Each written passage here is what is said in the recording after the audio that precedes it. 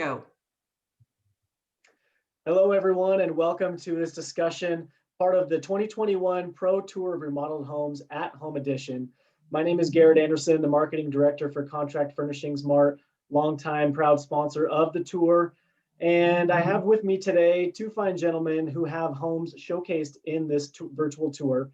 We have Mr. Hamish Murray of Hamish Murray Construction and Robert Kraft of Kraft Custom Construction. Now, we've pre-recorded this discussion, so if you have any questions along the way, feel free to post them and we'll take a look at them and address them as quickly as we can. But wanted to talk about one thing that's on a lot of people's mind and an apprehensive component to a homeowner's starting their own remodeling project, and that is the idea of surprise costs. So Hamish, I want to talk to you first. What are kind of some of the surprise costs and how do you go about avoiding them? What are your first meetings with a new client like? Yeah, it's a question that comes up all of the time because it really is a crucial part for most homeowners. No matter what they spend, it's going to be a lot of money. And so they're very anxious about where the cost will end up. And I think a big part of it is finding a really good contractor right up front, and the HBA's Pro group is a great place to start because a good remodeling contractor has done it a time or two, so they really know all of the little surprise costs that are going to come up, and they can anticipate a lot of those things before they come up. But if a contractor maybe doesn't know what they're doing quite the same, they may not be able to give you an accurate budget up front. But if you have a good process and you ask a lot of questions and you have your wish list, you know what the scope of work is, and you have all of that outlined for them, a good contractor can come up with a really sound budget up front. You're looking for a lot of details in the proposals. You're not looking for a number scribbled on a napkin. You want to see a nice line itemed proposal that really outlines the scope of work, and review that proposal when you get it back too. Don't just, everybody wants to jump to the bottom line there and see what the number is, but that number at the bottom doesn't mean anything if it doesn't cover the scope of work. So I think reading it thoroughly, asking a lot of questions, meet with the contractor again after they've given you a proposal and go through it and make sure you fully understand what they're covering and make sure that they understand what it is that you're looking for. So Hamish, can you give me a couple of examples of what some of those questions are the potential new client of yours should be asking to their contractor before they get going? Well, I always find, having a good architect involved is really good too, and or at least outlining if you have a written scope of work before you even meet with the contractor. Because one of the other problems you have is if you get three contractors out to look at a project and your scope of work is somewhat vague, then those three contractors are going to come up with three wildly different prices. And so really having your scope of work really dialed down, and then just ask questions like, have you included, I wanted 3 skylights over here. Did you include that? And if they're like, oh yeah, no, I didn't think about that. Those sorts of questions are good to ask. Yeah, I would assume a lot of planning ahead of time makes for a more comfortable and successful experience on all parties. Robert, why don't you tell us a little bit about your experience and how you kind of lay the foundation for a successful remodel project? Well, you said it, Garrett, that planning is the most important thing. Every dollar that you spend in the planning phase pays for itself in the construction phase.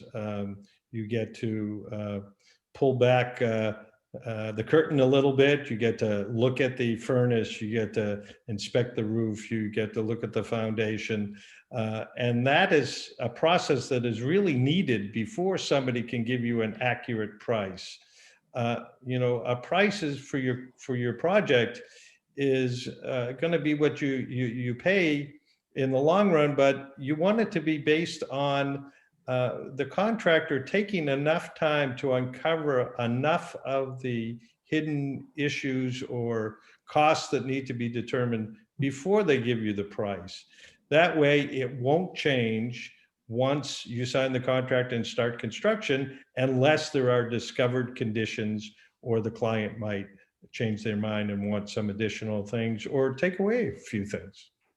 But with that due diligence that you mentioned, you could probably see signs for some of the other components that you might find behind the wall, the rot issues and stuff like that. If it's bad enough, you should see some of those signs when you're going through and working ahead before you just start throwing out numbers. Would you agree? Yeah, yes. I mean, definitely there are signs of dry rot and those sorts of things that you can see that there may be an issue there, but you don't necessarily know how long it's going to take.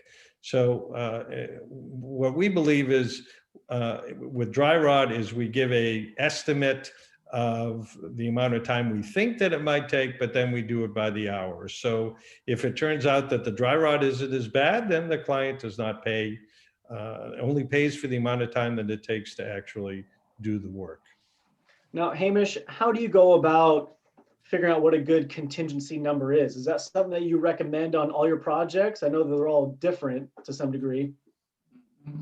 Yeah, I think a lot of that comes from the planning up front too. But if there's sort of some unknowns or some things that are a little bit like, oh, let's see how that happens, then that may need a bit more of a contingency. But if the plans are dialed down well before you start, you're always going to have a little bit of scope creep because there's always opportunities come up when the remodel starts. But I think definitely less than 10%, 5 to 10% perhaps is a good number. I mean, it seems like on most projects we would seldom go over that unless it was a very vague scope before we started, and we really try to avoid those situations. But as far as real unknowns are concerned, I mean, I think when you're looking at dry rot and stuff, if there's major stuff that's going to come up, it's usually you can see it before you get into it, and you don't know exactly what it's going to take, but you should have some idea of the scale of the problem. I mean, if half the second floor of the house is rotted, you're probably going to see that from the ceiling underneath.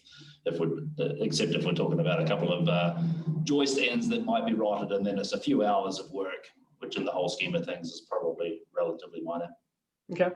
Now tell me, what role does communication play in all this? In like the extra costs and things? Yeah. Is a lot of it is, back in the planning process up front, what happens when there is some sort of a surprise in the middle of the project?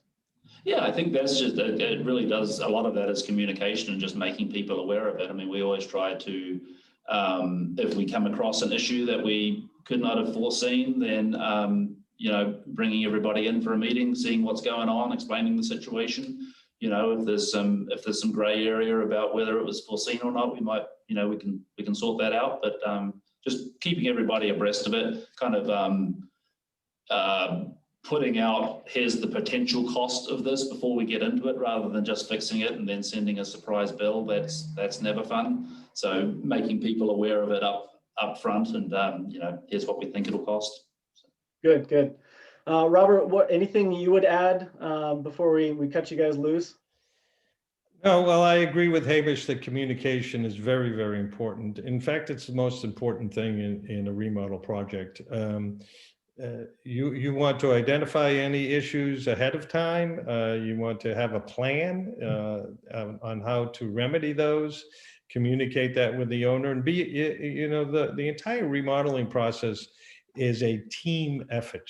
It is the design team, the build team, and the client, and it's us against the beast, if you will. And the beast is the remodel that we need to tame, and we have just a lot better chance of success by being a team and communicating early and often, as they say.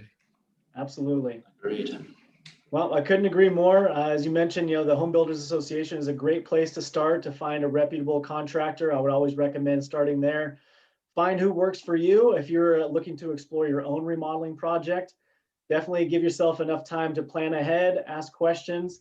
If you have any questions for today for either of these gentlemen, don't hesitate to type that in, let us know. Otherwise, enjoy the rest of the 2021 Tour of Remodeled Homes. And we look forward to seeing you in person next year. Take care, everybody.